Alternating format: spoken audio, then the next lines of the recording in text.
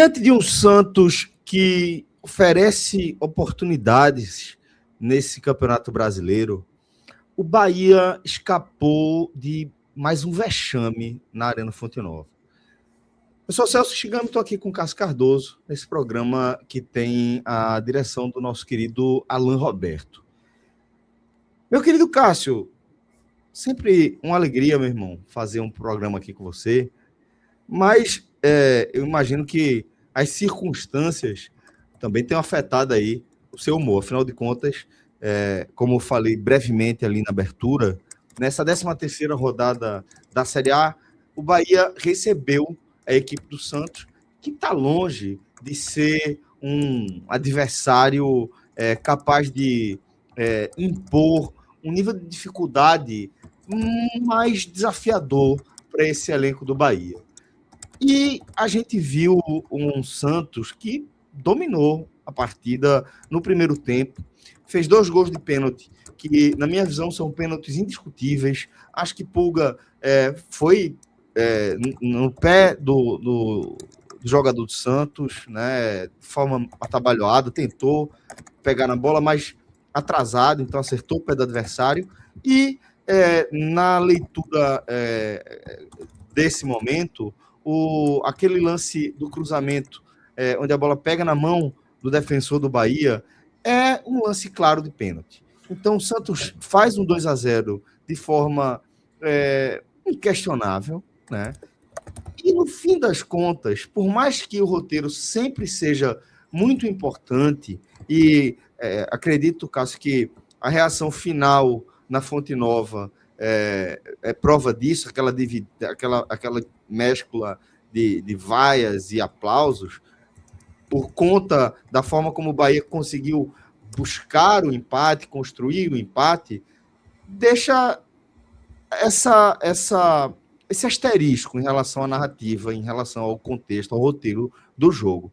Mas, para mim, o que pega mais é que, de fato, o Bahia escapou de mais um vexame diante de sua torcida, né?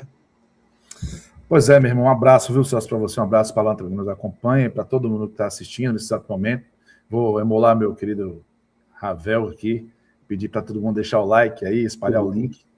Por favor. E seguir nossos canais Nordeste 45, Podcast 45, que, meu irmão, 12 anos já dessa brincadeira, né? Já, meu Deus.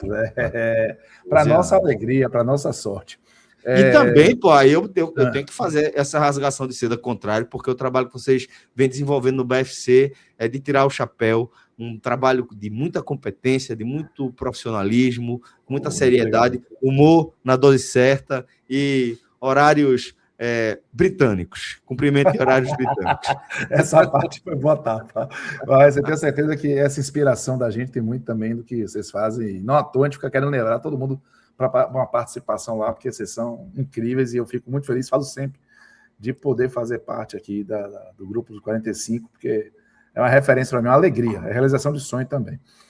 Celso, eu concordo plenamente com você, o Bahia evitou um vexame, mas o Bahia não evitou um grande prejuízo. E não conseguiu escapar desse espiral negativo em que se enfiou. E me desculpe, Celso, sem nenhum tipo de justificativa para isso. O Bahia não tinha nenhum tipo de obstáculo maior, como, por exemplo, um calendário pesado, como uma quantidade absurda de desfalques. O Bahia viveu o que se chamava a paz terrível. Não tinha espaço para você não fazer o seu melhor. E quando a gente pega ali um cenário do Bahia contra Palmeiras, perde, Mirassol ganha, Flamengo perde, e você faz ali uma conta de chegada, diz assim, pô, o Bahia perdeu 3 jogos, 2 dos últimos 3 jogos, você pondera por conta do nível dos adversários. E no caso do jogo contra o Palmeiras, você pondera também o contexto. Sim, o jogo que o Bahia poderia ter vencido. Mas o Bahia talvez tenha se acomodado com isso. O Bahia tem essa característica, é curioso. Ele tem o hábito de se acomodar com os quase sucessos. Uhum. Isso tanto em relação a jogos, quanto em relação à dinâmica dentro de um jogo. O Bahia se acomoda com quase sucessos quando começa bem contra os adversários na Fonte Nova, bota uma bola na trave ou perde uma chance, e acha que a bola vai entrar de qualquer jeito, a qualquer momento, e baixa a rotação, trota. Isso aconteceu contra o Remo, isso aconteceu contra o Santos, e contra Remo e contra Santos, isso aconteceu enquanto Remo e Santos estavam encaixando as suas respectivas propostas, que eram idênticas. Subir uma marcação individual, bloco médio, deixar a bola com o zagueiro central do Bahia. Mas isso o Orrings fez também. Isso outros times vieram enfrentar o Bahia e fizeram. E eu fico, assim, deveras incomodado em perceber o quanto os times sabem o que o Bahia vai fazer, mas o Bahia não sabe o que os times vão fazer contra ele. Algo está sendo mal feito. Porque não foi uma novidade. Não foi uma surpresa que o Cuca preparou para o Rogério Ceni, gente. Os caras estão fazendo de maneira recorrente, é quase como se fosse um manual de utilização. Vai jogar na Fonte Nova, os caras baixam um PDF e diz, ó, faça um bloqueio central, marcando individual. Se Juba for para o meio, você vai para o meio. Foi o que o Gabriel Bom Tempo fez hoje pelo Santos. Se não deixa a bola circular por dentro, que os caras não vão ter o que fazer, e o Bahia não soube o que fazer com o Santos. O Santos que veio hoje para a Fonte Nova veio fragilizado. Sabe quantos jogos o Santos ganhou fora de casa na temporada, Celso? Quantos? Pelo Campeonato Paulista contra o Noroeste. Muito, muito abaixo. Como falei, é um time de desafio técnico muito baixo para o Bahia. Muito. E esse time veio desfalcado. Ele não teve o Gustavo Henrique, que é o Gustavinho, não teve o Igor Vinícius na lateral direita, não teve o goleiro Brazão, que fez falta para o Santos, a gente percebeu, não teve o Neymar, que se tivesse o Neymar em campo com o espaço que o Bahia deu, se tivesse o Gabigol em campo com o espaço que o Bahia deu, porque eu não acho que os substitutos de Neymar e Gabigol fizeram grande coisa, não. Tassiano fez um jogo discreto e o Rony fez um jogo horroroso. Isso. E aí, o Bahia teve essa misericórdia. E ainda assim, esse Santos fragilizado, esse Santos pouco... com jogadores... O Álvaro Barreal, ele ia para o jogo. Não foi, sabe por que ele não foi? E foi o Rony, porque ele teve uma disposição estomacal. O Santos foi perdendo o jogador. O Rony está voltando de lesão. Né? O João Schmidt está voltando de lesão. O Santos não tinha... bastava o Bahia ser um time equilibrado, com sua relação de competitividade, de atitude. E eu vou lhe dizer, na leitura pré-jogo do seu técnico, o Bahia tentou fazer um controle de carga com Everton Ribeiro. Rapaz, e Rogério Ceni resolve... O Rogério Ceni não estava à frente do time. Estava no suspenso, campo, né? Suspenso.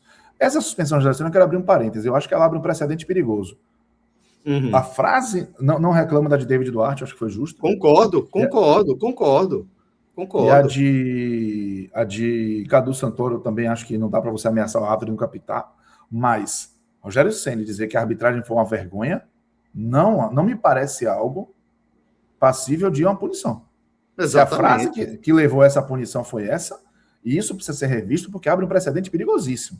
Muito, pô. Porque você meio que encerra qualquer tipo de recurso que os profissionais de futebol, que são os protagonistas de todo esse setor, de todo esse mercado, né, da bola, tudo que envolve esse setor econômico, eles ficam impossibilitados de qualquer recurso para mostrar algum tipo de indignação, algum tipo de insatisfação. Crítica. Como é que vai fazer? Exatamente. Com algo que faz parte do jogo. Você falar respeitosamente, eu acho que é o mínimo que se deve esperar. É o mínimo. Exatamente. Eu acho que você colocar a lisura do jogo em xeque, como fez, por exemplo, o David Duarte, ok. Mas você fazer uma crítica mais fervorosa, mais respeitosa, você falar que é uma vergonha, isso acontece, gente. Exato, não é partir para cima do árbitro, xingar, botar o trabalho. O trabalho foi vergonhoso. Exatamente. Isso é legítimo de ser dito. Enfim, Por causa disso, o Rogério não estava à frente do campo, mas ele mexeu na escalação. É ele que determina a escalação. E ele resolve colocar Michel Araújo, meu irmão, que não entrou em campo em 2026. Ele resolve. Aí o Bahia teve. Velho, eu vou falar isso com todo cuidado. Até porque Acevedo não merece crítica. Mas Acevedo tem seus limites. Michel Araújo, Kike Oliveira e Acevedo no mesmo lado. Amigo, a capacidade de raciocínio, de oxigenação no cérebro dessa galera é muito, muito baixa. E aí, às vezes você precisava de um momento de lucidez e os caras parecia que ligavam um motor de popa e ia com esse motor funcionando em linha reta. Complicou muito o jogo do Bahia, mas não são eles os grandes responsáveis. O responsável é Rogério Ceni. O responsável é quem não consegue fazer o Bahia ser diferente, enxergar que existe. Fica muito tenso ali do lado direito, né? Muito. E num formato que parece uma coisa assim, pica-pau. Fica batendo na madeira ali, meu irmão, não tá saindo, não tá entrando. Então o Bahia não conseguiu finalizar, o Bahia não conseguiu chegar. O lance mais perigoso do Bahia no primeiro tempo foi um lance que já estava 1-0 pro Santos, foi um lançamento pro Puga, que bateu, falha dos zagueiros do Santos ali, e ele bateu, a bola chegou a raspar uma travessão. Mas além de ser um Bahia com dificuldade para criar, lento, previsível, preso, encaixotado, era um Bahia vulnerável, porque eu não vou criticar a ideia de você transformar Juba em um meio-campo. Não mesmo. Eu acho que tá ok. Mas todo mundo sabe que se Juba faz isso, você tem uma vulnerabilidade ali. É do jogo, cobertor curto. Mas os caras aproveitam e eu não vejo ali uma reação a isso. O Santos teve o primeiro pênalti claro, sofrido pelo jogador do Santos, que o Eric Pulga chega com uma carreta desgovernada, dá um carrinho desnecessário e comete o pênalti. O Santos vai com o Roleza e faz 1-0, lado esquerdo. Depois, o Bahia fica com a bola, tem esse lance, não cria. Quando o Santos escapa com o Tassiano, vem um cruzamento de novo, mesmo lado, e Mingo. A gente vai falar de desempenhos individuais, mas Mingo, vai ser muito vermelho, né? Vai. O campinho vai ficar colorado. Sangrento. Porque sangrou os nossos olhos, né? O Bahia. E aí a gente lacrimejou em campo.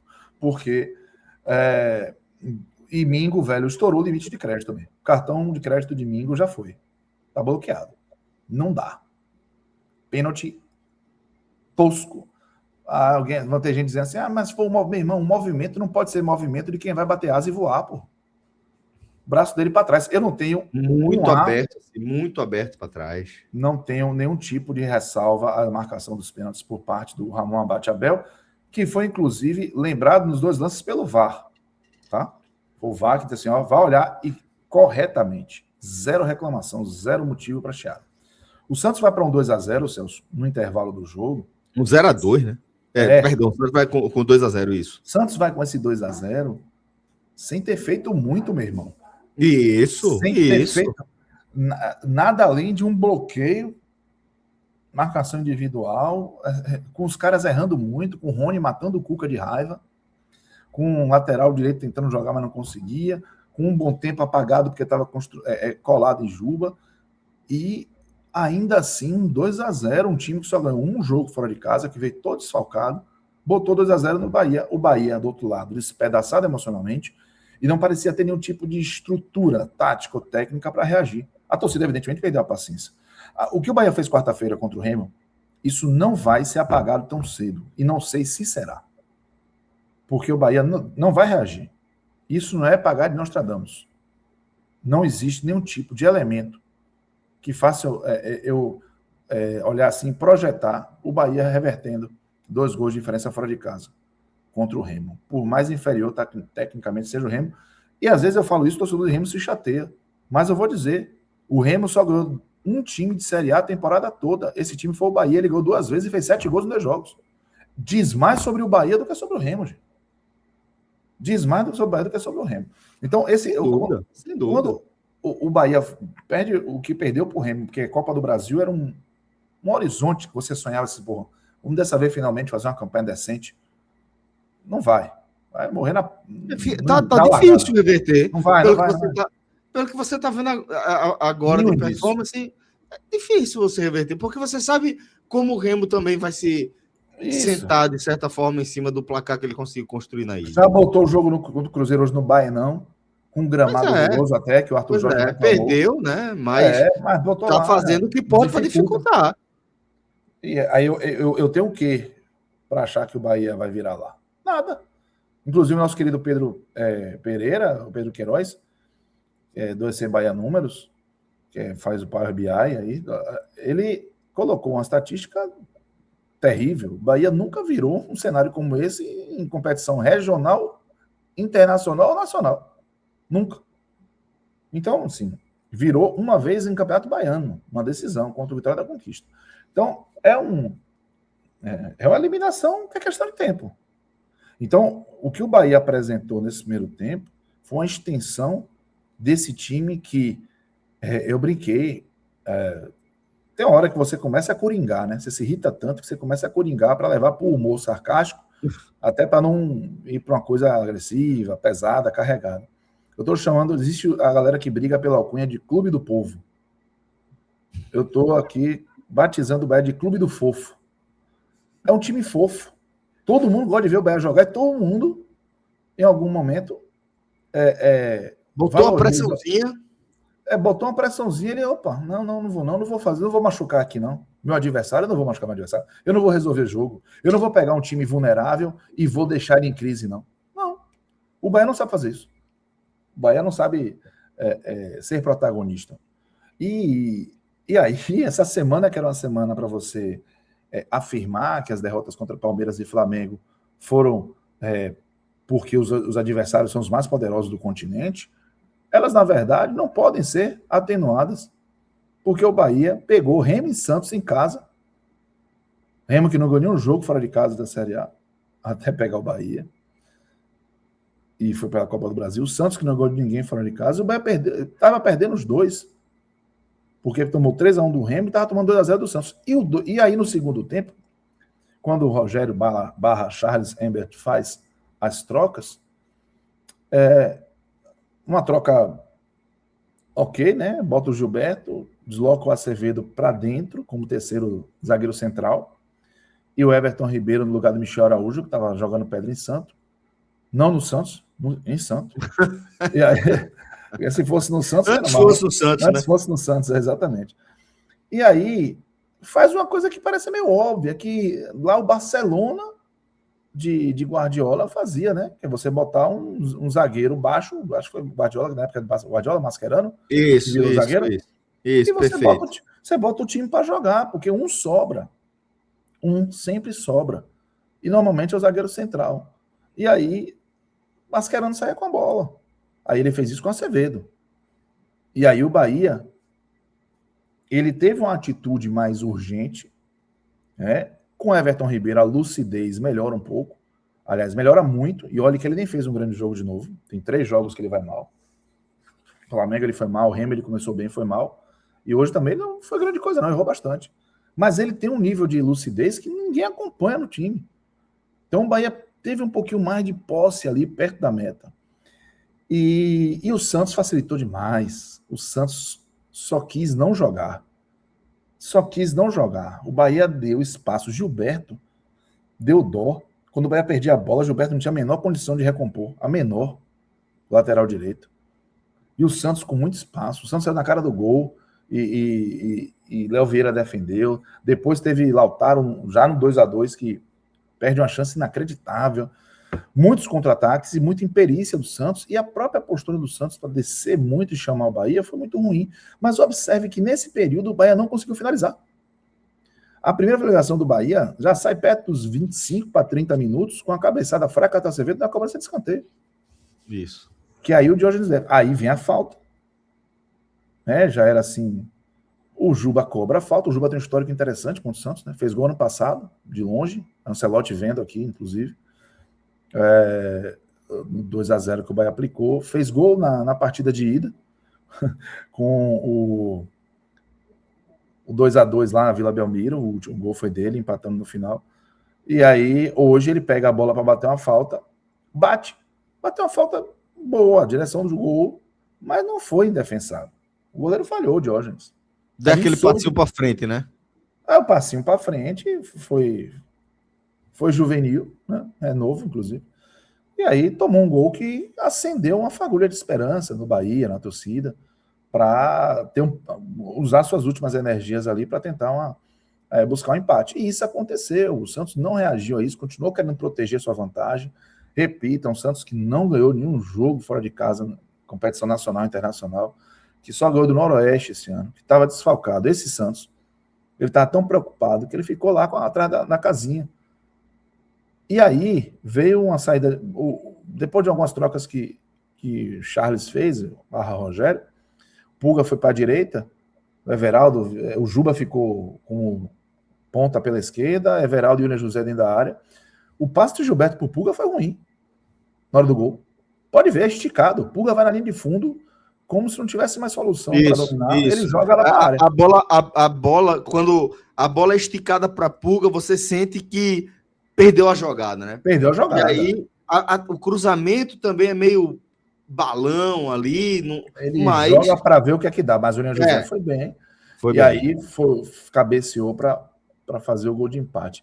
Pode observar, depois que o Bahia empata, o Santos sai um pouquinho mais. O Bahia não consegue ficar com a bola, não, pai.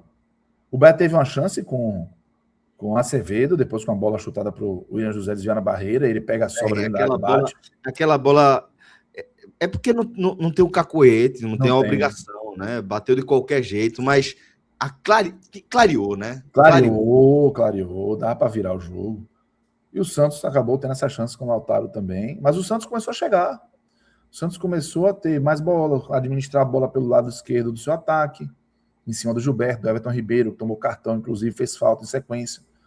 E escondeu a bola do Bahia, e aí o lançamento para Everaldo, não sai nada. Bola para o Ian José, o zagueiro chega na frente. O Bahia não deu mais pressão no Santos. Quando o Santos resolveu sair de trás, porque já estava com um empate consolidado. Então, não dá para dizer que o Bahia... Dá para dizer que o Bahia reagiu, dá para dizer que tem algum mérito nessa reação, mas não foi um bom jogo do Bahia em momento nenhum. Não foi. Condicionou o jogo, foi o Santos, o limitado Santos de Cuca, desfalcado, condicionou o jogo a partir de sua própria atitude. Eu diria até que Cuca contribuiu ali decisivamente. Instantes antes do gol de empate, ele caiu decisivamente. Deu uma eu comentei aqui. E eu comentei aqui, Celcinho, num grupo de amigos, quando ele faz isso, que eu lembrei da Libertadores de 2020, ele treinando o Santos, que o jogo estava indo 0-0, o Santos não estava sendo ameaçado, ele causa um quiprocó do lado de fora, causando ali uma discussão, não sei o quê. O time desconcentra todo, na sequência... Desconcentra todo, pô. E ele mexe vem cruzamento e Breno Lopes faz o gol. Exatamente. E aí ele fez essa confusão, foi a hora que o Bahia acabou aproveitando, fez o gol de empate, mas é uma contenção de dano. Não é nada além disso. É o que eu falo do roteiro, né? Porque se eu falar que, porra, o Bahia pegou aqui um 0-2 no primeiro tempo, buscou um 2-2, teve chance de virar, é um roteiro. Mas quando você vai enxergando ali as camadas, é contenção de dano. É contenção de crise. É mitigação mesmo. Isso. E aí eu vou lhe dizer, não dá para que, apesar de ser um empate, esse jogo não seja tratado como uma derrota. Se o Bahia não estiver tratando esse jogo como uma derrota, o Bahia está entendendo errado o seu papel na Série A. O Bahia não tem calendário exigente, o Bahia não tem grandes desfalques. O Bahia trabalha em paz, todo mundo recebe seu salário, o clube é organizado. Então, Rogério, jogadores, direção de futebol, do Cadu Santoro, todo mundo tem que fazer mais. Todo mundo tem que fazer mais. Cada jogo de Campeonato Brasileiro tinha que ser uma decisão. Um jogo de Copa do Brasil tinha que ser uma decisão e o Bahia entra. O Bahia é um motor muito potente, Celso. Sabe por quê? Ele vai da displicência à depressão em fração de segundos. É inacreditável. No momento ele está absolutamente displicente porque ele está dono da razão. De repente, essa displicência não dá em nada, evidentemente. Quando o fumo entra, o time se desespera. Eu acho fantástico. É uma imaturidade. Aí acelera. É uma maturidade em duas camadas, mas acelera errado, porque já está abalado, o emocional está abalado. Ou você está super confiante, ou você está com a confiança no chão, você não consegue ter um equilíbrio, uma equalização ali, para poder competir em alto nível. Então, assim, eu estou descrente do Bahia nessa temporada. Eu acredito que o Bahia vai chegar no dia 31 de maio na paralisação para a Copa. O último jogo é contra o Botafogo aqui em Salvador. O Bahia vai chegar no meio da tabela, eliminado da Copa do Brasil, faltando apenas os jogos da Série A, num clima muito, muito melancólico. É isso que eu imagino com o que o Bahia está apresentando. E se isso acontecer, eu espero que, a título até de você salvar financeiramente, né, o restante da temporada, porque se o Bahia largar, ficar no meio da tabela, o torcedor não vai ficar vindo para estádio e botar 35, 40 mil toda hora, não. O preço do ingresso está caro, os produtos do Bahia estão caros. Existe um acordo aí, né? Acordo tácito. Uhum. O Grupo Sítio, a gestão do Bahia sobe o preço das coisas, o torcedor espera o quê? Ver um Bahia diferente. Exatamente. Um Bahia você espera uma performance. Aí eu, beleza, tranquilo, eu topo. Eu topo, eu vou pagar. Vamos lá, vai me entregue. Eu vou pagar, e essa relação virou essa. Eu vou pagar seu estacionamento de R$84. Vou, mas você me deu um time caro e competente, me dê a alegria para isso. Porque se for para você dar as mesmas refugadas que o time e a associação dá, o torcedor vai fazer essa conta. E a cobrança vai vir maior. A cobrança não adianta nada. Eu não estou dizendo que adianta. Eu não estou dizendo que vai mudar alguma coisa. Mas eu estou dizendo que o torcedor, se perder o interesse, se essa conexão calar, o Bahia vai tomar prejuízo. Exatamente. Vai tomar prejuízo. Esse é o ponto. Não estou querendo conquistar ninguém ou convencer ninguém pela emoção, não. Quem está aí à frente, e a gente sabia disso, e às vezes isso é pragmático, pragmático, negócio. Mas aí eu estou falando pela ótica do negócio mesmo. Também. Se a torcida do Bahia se distanciar, se ela perder pontos de interseção, a temporada vai ser desastrosa para o Bahia financeiramente. Você arranha seu principal ativo, velho. Acabou. Exato. Acabou. Exato. O Bahia lançou um uniforme do povo clamou, e o uniforme e a camisa. E a camisa mais barata do torcedor é quase R$400. Que clamor é esse que o povo tem? De pagar por uma camisa melhor, mais barata, para poder oficial, para não estar buscando algo na pirataria, né? E poder estar ajudando o clube. Nessas condições você alimenta a pirataria. É o que acontece. E outra, não acho que as coisas estão causa e consequência. Eu só acho que essa certa displicência está interligada. Sim. Eu acho. O Bahia foi displicente com o seu uniforme contra o Remo. Quando você bota a camisa tricolor, o padrão estético do Bahia é calção azul, meio vermelho. A título de desejo de vender o short branco, o Bahia botou short branco, meio branco jogando em casa. Deliberadamente, parecia um bocado de time, menos o Bahia. Então, eu acho que há uma acomodação generalizada, assim. Me deu essa sensação, de verdade. E isso, eu acho que reflete em 2 jogos terríveis do Bahia na Fonte Nova.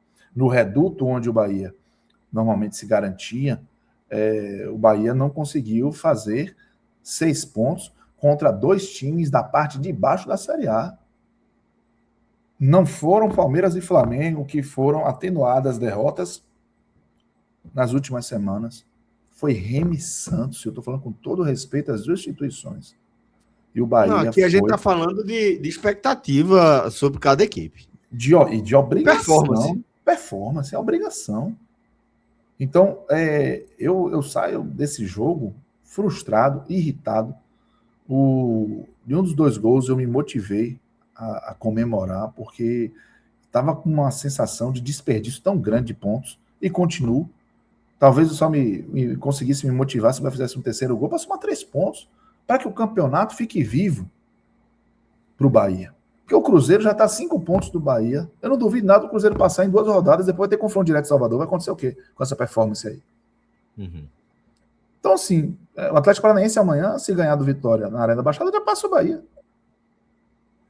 Então, assim, e o Bahia jogou contra o Santos, irmão, em casa.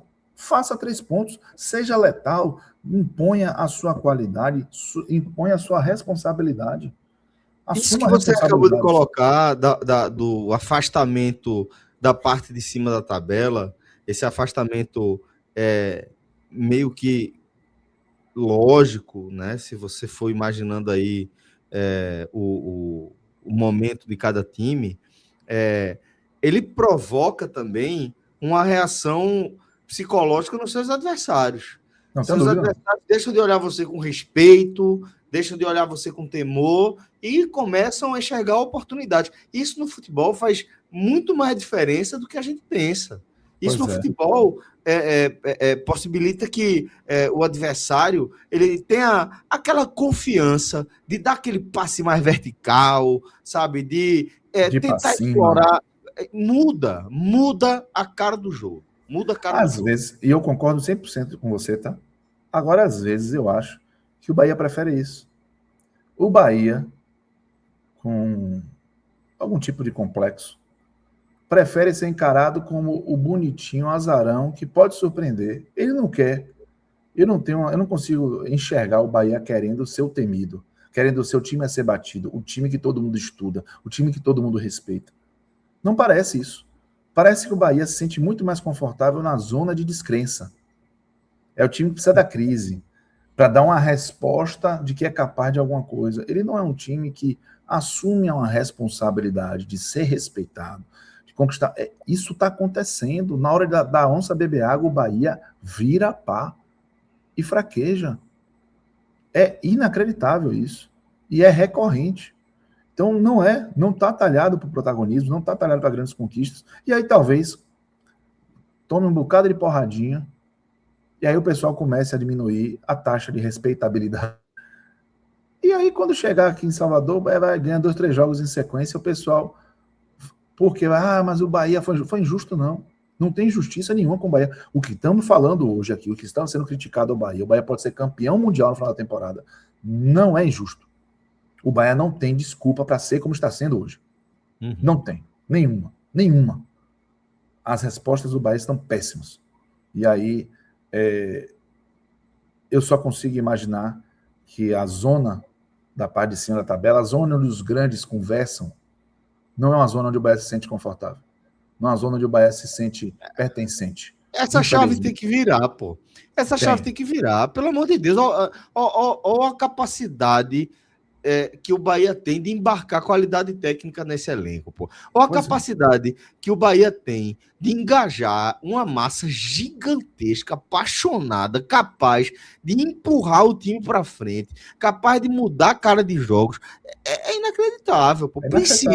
Precisa buscar esse lugar que lhe pertence, pô. Pois é, e aí isso parece mais difícil do que a gente imaginava. E hoje foi mais um capítulo, Celso, completamente com você, mais um capítulo desse livrinho aí de, como é? A arte de ligar o exploda-se, tipo isso. A arte de ligar o foda-se. Sabe, é quase isso, assim, pô, liga, e o torcedor, coitado, ele vai, porque a gente, Bahia e Remo, quando for acontecer lá, meu irmão, você vai ver a mobilização, um negócio assim, acredito, e aí... pagando de Nostradamus, aí vai que o Bahia dá 2-1 lá e o pessoal vai falar, os jogadores, o que complicou foi a partida de ida. É claro. Ora, pois, uma partida que o Bahia tinha a obrigação de vencer. Aí ele perde por 2 gols de diferença. Então, tá tudo interligado, meu irmão. E hoje só não foi vexame porque o Santos ajudou e o Bahia conseguiu buscar esses 2 gols aí. Mas a situação do Bahia, o ambiente de crise, a desconfiança continuam vivíssimos aí. Muito bem, meu caro Cássio Cardoso. Daqui a pouco a gente vai mergulhar um pouco mais fundo nessa partida, analisando individualmente os jogadores. Mas antes eu queria chamar a atenção aqui da galera para essa campanha da Bet Nacional, a Bet dos Brasileiros, a Bet do Jogo Responsável, que transformou seu principal embaixador, Vini Júnior, no Vini Sênior, que traz ensinamentos para que você não seja juvenil e que você jogue com responsabilidade.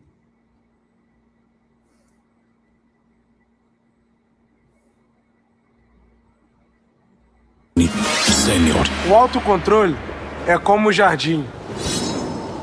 É bom cultivá-lo todos os dias. Quem aposta precisa ter controle. Por isso o Vini Sênior está aqui. Na Bet Nacional dá para definir um valor máximo para jogar e limitar seus gastos. Jogue como sênior, com responsabilidade. Bet Nacional, a Bet dos brasileiros. Proibido para menores de 18 anos. Essa campanha ficou massa, né, Cássio? Fazer um parênteses aqui, você que é publicitário, um grande publicitário, além de ser um espetacular cronista, tá? Transformar Vini Júnior em Vini Sênior é uma sacada genial. Maravilhoso, pô. Eu dei risada. A primeira vez que fui impactado pelas propagandas foi no rádio. Adorei, foi, né? Foi. Aí agora com vídeo, com tudo, maravilhoso. Véio. Isso é muito bom, pô. É um papel que, de fato, a Bet Nacional vem fazendo aí muito importante, né? De conscientização aí, para que o pessoal possa tratar como entretenimento mesmo e brincar como se deve brincar na plataforma. Exatamente. Nada muito de encarar bom. A aposta como investimento, nada como de encarar como uma forma de você buscar uma renda extra. Isso aqui é entretenimento, é uma forma de você aprimorar ali sua experiência com o jogo, tá? Para quem gosta e, sobretudo, para maiores de 18 anos, certo? Então, jogue com responsabilidade, jogue como Vini Sênior. Agora sim, meu caro Cássio Cardoso, vamos mergulhar aqui no campinho para que a gente possa distribuir aí os conceitos. Estou imaginando que isso vai parecer um campo de batalha da Primeira Guerra. Sangue para tudo quanto é lado. Meu Deus, vamos começar com Léo Vieira, meu caro Cássio Cardoso. Olha, eu vou isentar. Tomou 2 gols de pênalti e fez uma defesa importante no segundo tempo. O menino do Santos saiu na cara do gol. Aí eu vou dar a ele aí um amarelinho no meio do caminho. Acho que ele talvez tenha se safado aí. Na hora que passar na frente do torcedor, não vai ouvir poucas e boas, não. Um amarelinho aí pro Léo Vieira. Então, muito bem. Amarelo para Léo Vieira, tá? Depois aí você já bota aquele quadradinho branco, aquele contorninho. Olha aí. Respeitar meu diretor. É isso aí. Agora você indo com o caju e voltando com a castanha torrada. Foi isso mesmo. Dá-lhe Alan Roberto, nosso diretor. Agora vamos lá. Vamos falar da dupla de zaga. Gabriel Xavier e Santiago Ramos Mingo, que é um personagem essencial para a gente entender o contexto desse jogo, né? Rapaz, Gabriel Xavier laranja, jogo ruim, mas principalmente porque ele ficou exposto. O Santos deixou a bola com ele tem dificuldades, o Bahia não deu alternativa e ele teve que tentar fazer alguma coisa.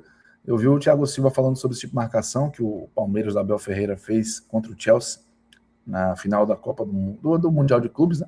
Do Mundial. Copa Intercontinental. E Thiago Silva dizendo que você pega essa bola e carrega para dentro do campo de ataque. Se nenhum jogador se desmarca, é como se a luz apagasse.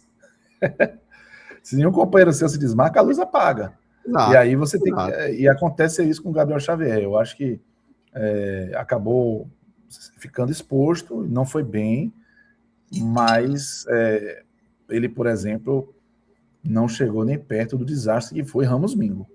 E aí, por favor, pode colocar o vermelho, o mais vermelho que você tiver em Ramos Mingo, porque foi um desastre. O pênalti, o cara, ele tá se afobando, velho. Ele perdeu o equilíbrio, sabe? Erra muito. Você vai lembrar, inclusive nos últimos jogos, ele errou ele errou contra o Palmeiras, gol contra, certo? Uhum, certo. Ele errou contra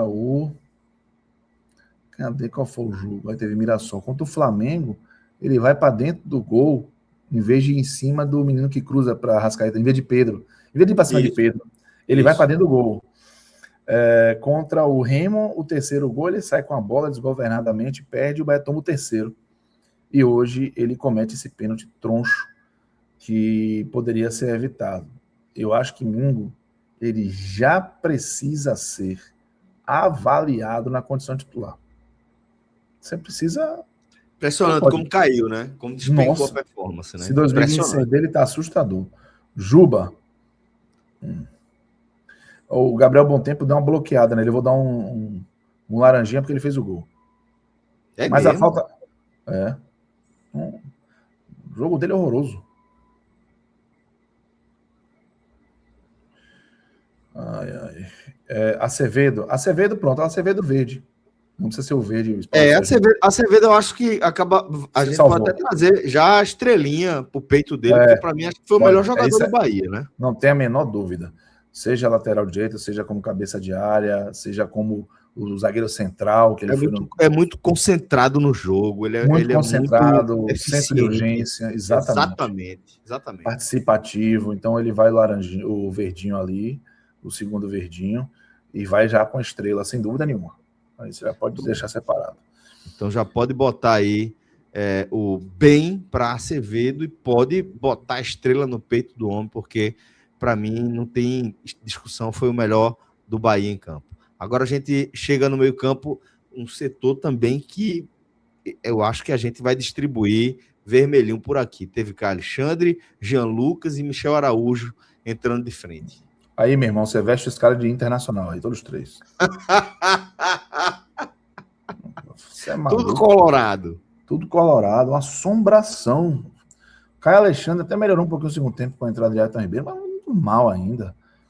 Michel Araújo, velho, que coisa triste ver Michel Araújo em campo, velho. É uma sombra daquele jogador. Foi dos piores em campo. Papai, e Jean Lucas também, eu vou dizer um negócio pra você, velho. Foi muito mal isso também. Mexe um pouco nisso, sabe, velho? Você tá tendo tempo pra treinar, e cria alternativa, porra.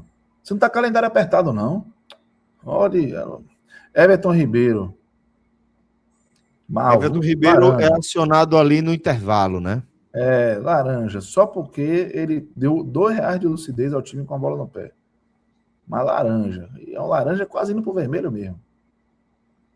O final do jogo dele foi desastroso. Muito bem. Vamos logo com o Gilberto também, analisar que entrou junto com o Everton Ribeiro. Vermelho, um horror. Mal também. E para voltar, meu irmão, quando perdeu a bola, meu amigo, parecia uma Scania. Parece um ferridor. Exatamente. Eric, laranja, fez nada. E ainda fez o pênalti, né? Não, mas aí não, o pênalti foi Pulga. Verdade. Esse Eric é o volante. É outro Eric. Mas esse aí também, foi um clamor ele não ter sido titular. Eu fui nessa direção também do clamor, que eu acho que ele tinha que ser titular em vez de Caio Alexandre, mas quando entrou não justificou muita coisa, não. Aí pode jogar ele aí o laranjinha. Então, mal para Eric. Mal para Eric. Vamos agora para a linha de frente.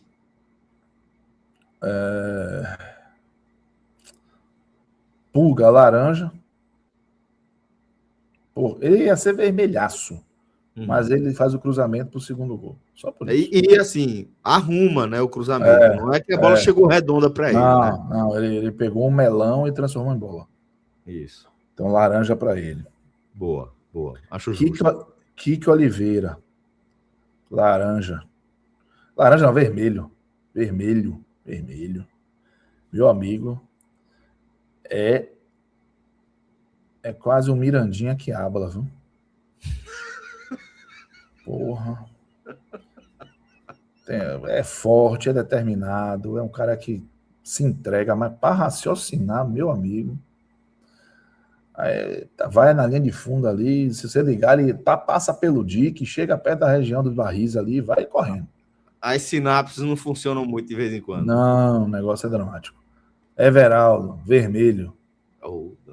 Participou pouco, mas participa. Eu brinquei. Everaldo participa pouco, compensação irrita muito. Pegou um contra-ataque ali, foi outro que emulou Mirandinha, baixou a cabeça, meu irmão. Ademir participou pouco, mas irritou muito também. Vermelho. Pouco tempo que jogou e foi um desastre. Vermelho também para Ademir. E William José, o autor do gol. Eu tô na dúvida. Eu acho que vou botar um laranja para ele só porque fez o gol. Foi uma bela cabeçada, né? Foi. E aí ele vai ficar laranja. Então, laranja para William José. Daí a gente distribuiu os conceitos para os jogadores e agora vamos analisar quem mandou o time a campo e quem comanda. Assim, né? Não estava à beira do gramado, mas é o responsável aí. por definir o norte do Bahia. Rapaz, Rogério Ceni aí vai de sangue pisado, viu, velho?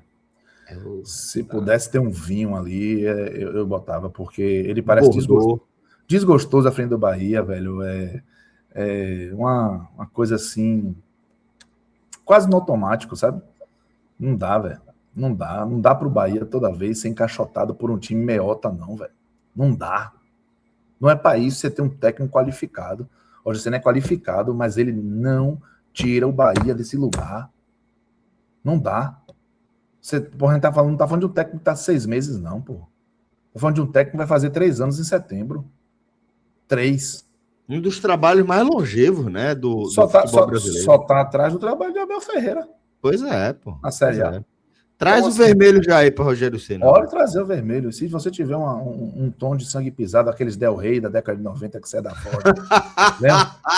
Aquele negócio. Entregando a idade aqui, viu, meu irmão?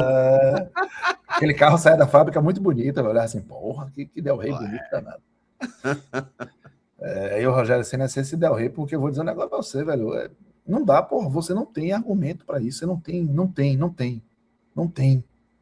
Encontre soluções, bote Del para jogar, bote Eric para jogar, bote Cauê Furquinho hoje, por que ele botou Ademir, não botou Cauê Furquinho? O guri tá vindo aí de uma seleção que ele jogou bem.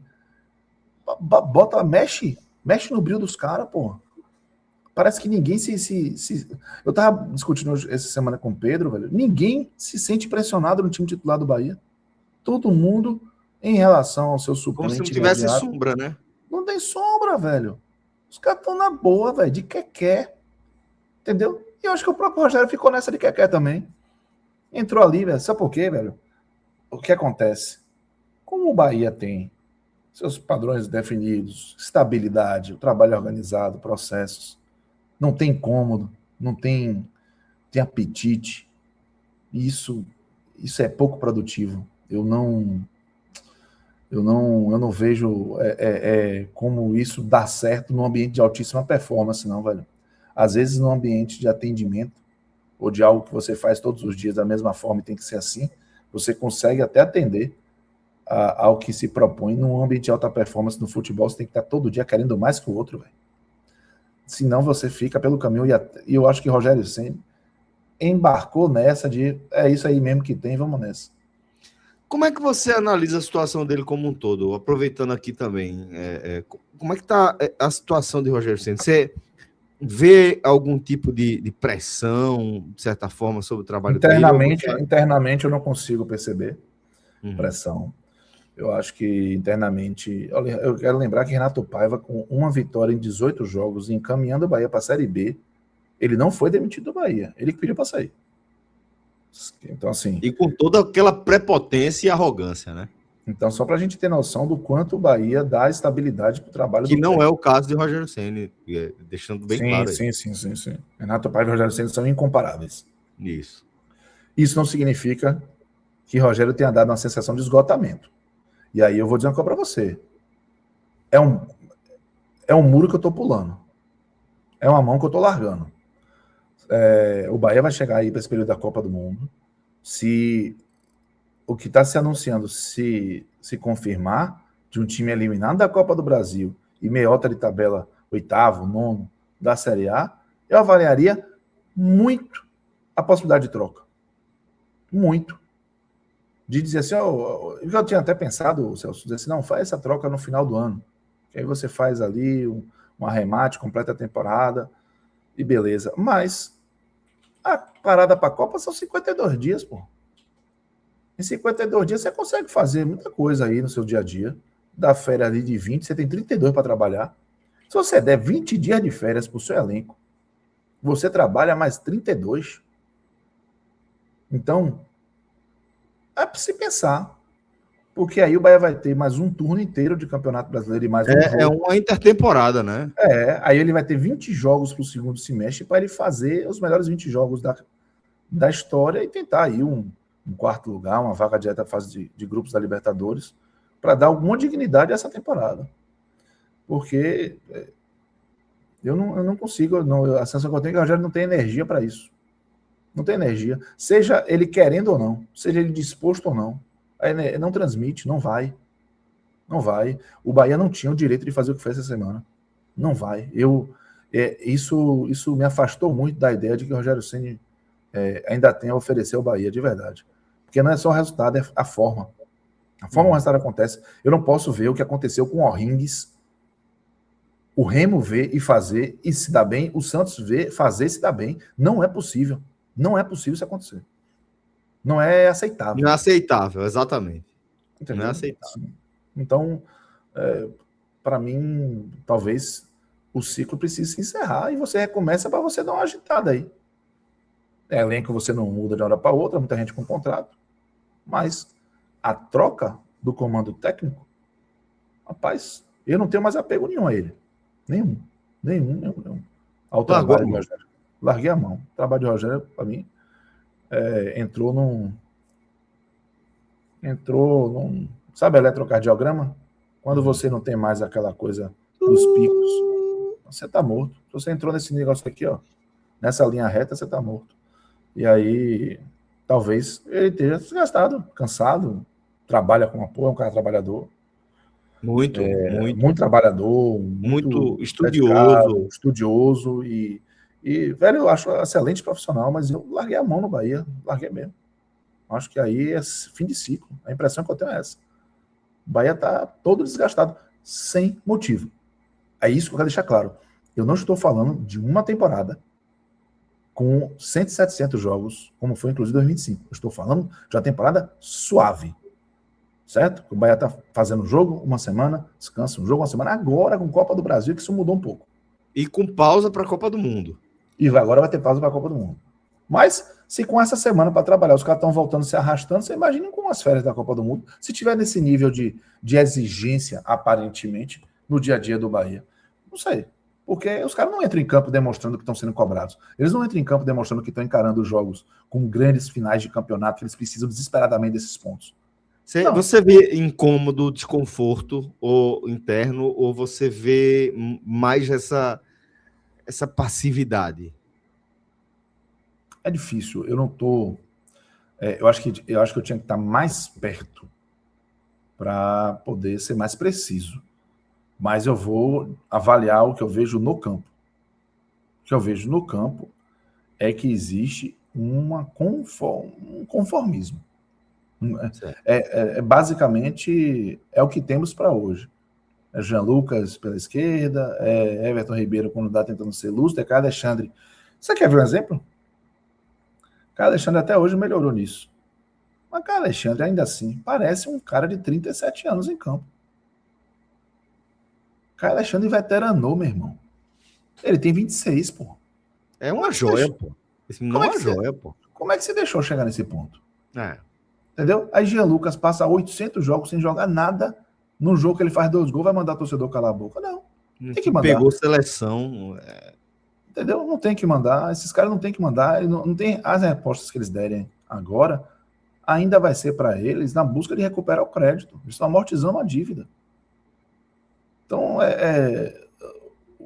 eu acho que quando o Rogério pega, velho, não vou ter o Everton Ribeiro, tá, mas pega e bota o Michel Araújo, meu irmão. Porra. Não é possível, é muito preguiçoso isso, velho. É muito preguiçoso. Michel Araújo tem nada a ver com o Everton Ribeiro. Nada. No máximo a cor da pele. Porra.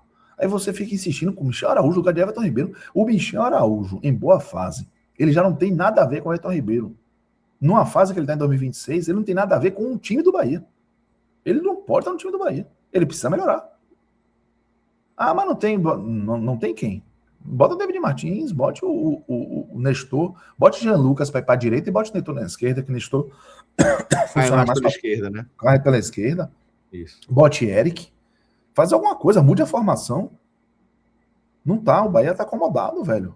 O Bahia tá acomodado. O jogo de hoje foi um desastre. O Santos veio todo requenguela, todo confuso, cansado. E voltou isso aqui para ganhar 3 pontos na Fonte Nova, pô. Não dá, eu não consigo achar natural isso, Celcinho. Então, tô largando a mão, vou ficar feliz se errar a previsão, mas 31 de maio a gente vai chegar na Copa do Mundo levantando a mão pro céu que o Bahia vai parar de jogar e vai olhar para a temporada e dizer, porra, ainda tem o segundo turno e o segundo semestre, porque por mim acabava agora. Essa é a sensação que vai dar. Vai ter jogos muito complicados.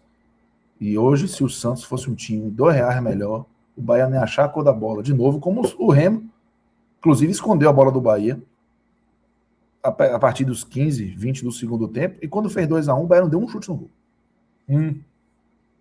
Contra o Remo. Impressionante. Impressionante. Então, se o Santos hoje fosse um time um pouquinho melhor, o Bahia não somava ponto de novo. Então, não dá. Isso, para mim, o empate não me atenuou nada. A única coisa que o empate fez foi tirar 2 pontos do Santos e dar 1 ponto ao Bahia. Só.